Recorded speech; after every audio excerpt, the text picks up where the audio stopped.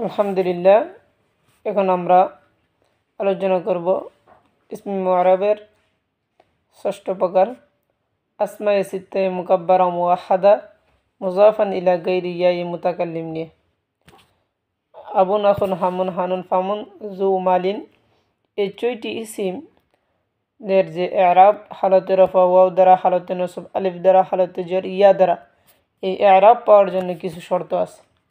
এক নম্বর হচ্ছে যে ইসিমগুলি মুকাব্বারা হতে হবে, মুসাগ্গারা তাসগির না হতে হবে। আবুন, আখুন হতে হবে উবাইয়ুন উখাইয়ুন এরকম না হওয়া। 2 নম্বর হচ্ছে এটা একক হতে হবে, মুওয়াহ্হাদ হতে হবে, তাসনিয়া জমা না হওয়া। তাসনিয়া জমা হলে তাসনিয়া জমার আরব, যেমন আবাওয়ানে আখাওয়ানে জমা হলে ইখওয়াতু, আবাওয়ানে আখাওয়ানে তাসনিয়ার জমা।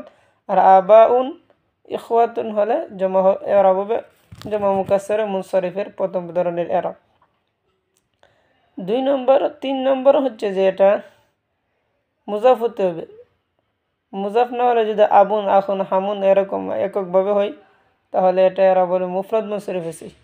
এবং মুজাফ হতে হবে এটা ইয়া মুতাকাল্লিম সারা অন্যদিকে, যেমন আবুকা, আখুকা, হামুকা, ফামুকা, আবুনা, আবুকুমা, আবুকুমা এরকম হইতে হবে। আর আবি, আখি এরকম যদি হয় তাহলে এর এরাব হবে ইসমে মাকসুর, এর যে এরাব অর্থাৎ